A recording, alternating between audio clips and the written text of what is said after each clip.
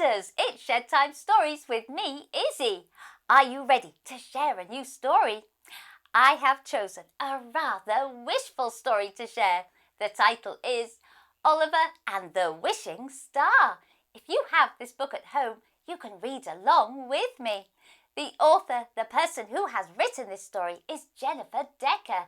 And the illustrator, the person who has drawn all the pictures, is Trish Vindy. Now, Oliver is feeling a little bit grumpy. He doesn't want to do his homework. He'd rather have fun. I wonder what is going to happen. Shall we read and find out? Oliver and the Wishing Star.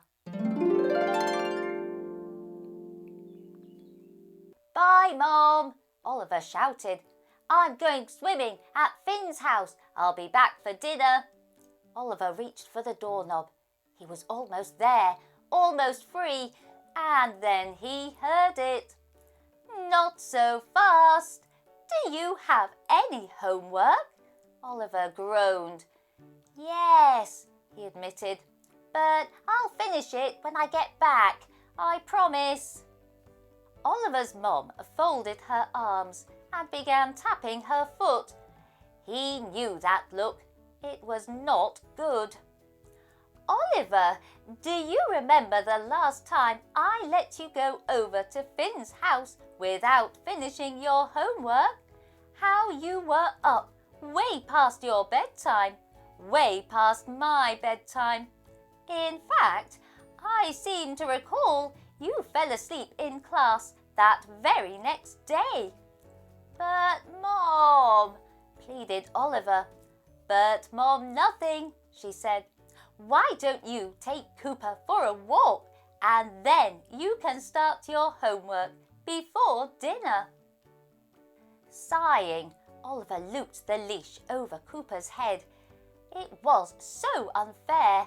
How come he had to miss out on having fun just because his lousy teacher gave him homework?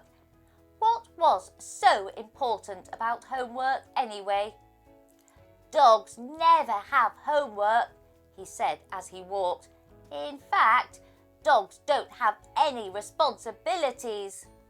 You've got it so easy, Cooper, and I'm cursed. The farther they went, the more Oliver thought about the idea of being a dog. I know we're supposed to be the dog's masters, but who's really barking orders? You want to go for a walk? We take you for a walk. You want food? We give you food. And then when you're done doing your business outside, who gets stuck cleaning it up? We do. I do. Suddenly, Oliver realised he'd reached the corner. He eyed the crosswalk. He wasn't supposed to cross the street alone. But who was going to stop him? No one, that's who. Oliver looked left, then right, then left again, and then he defiantly stepped off the curb. But breaking the rules wasn't any more fun than following them, and he quickly turned around. Cooper, you don't know how lucky you are, Oliver said a bit later. No homework, no chores, no having to eat broccoli. Yuck!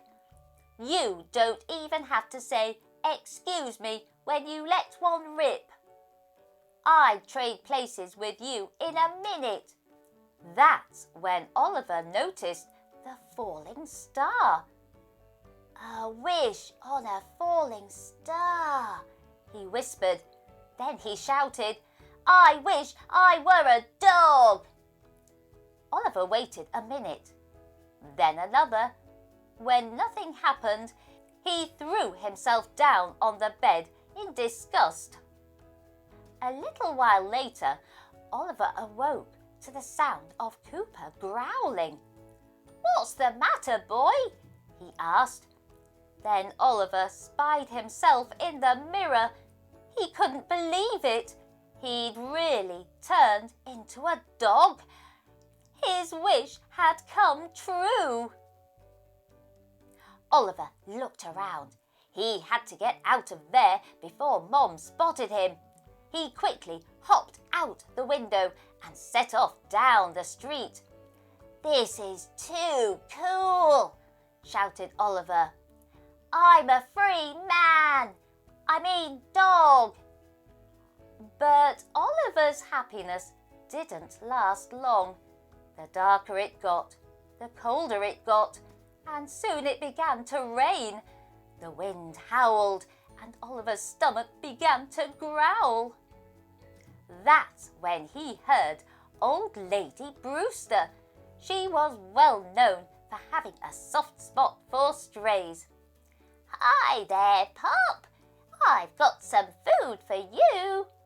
Oliver bounded forward, excited for a snack.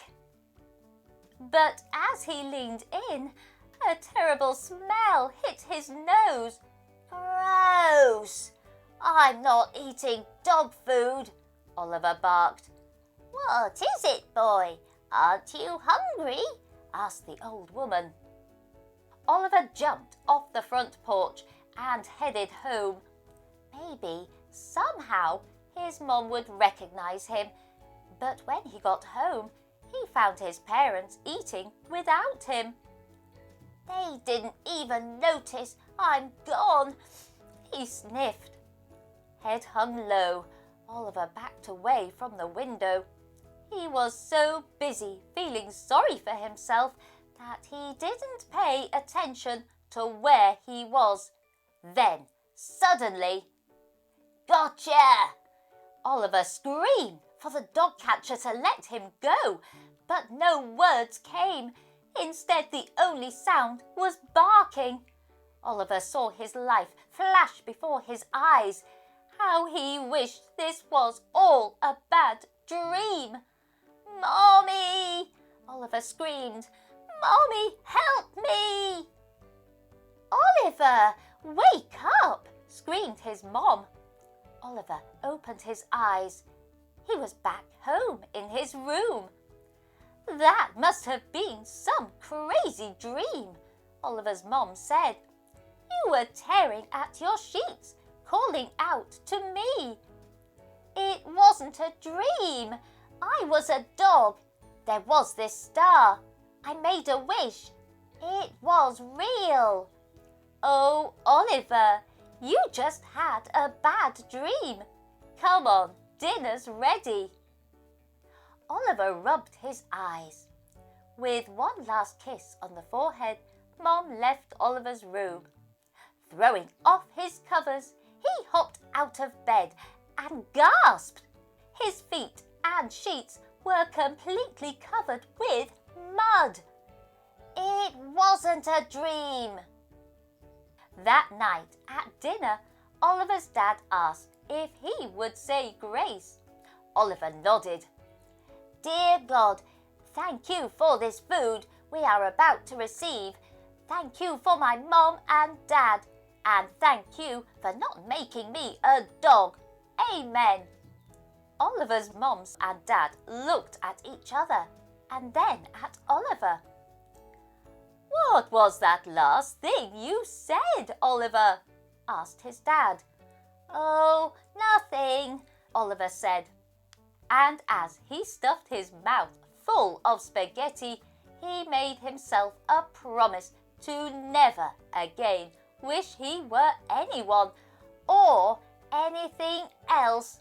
He was Oliver, and that was pretty good. What a super fun story that was! Oliver really didn't like doing his homework or chores, and he wished he was a dog. And his wish came true. But he realised a dog's life wasn't all he thought it would be. And I'm so glad he realised he was so grateful to have his mom and dad and the life he had, being Oliver. I wonder if you could make a wish, what would it be? I hope you've enjoyed this Shed Time story, and if you want to, you can like, share, follow and subscribe to Shed Time Stories. then you'll be ready for the next book we can share together. Bye-bye.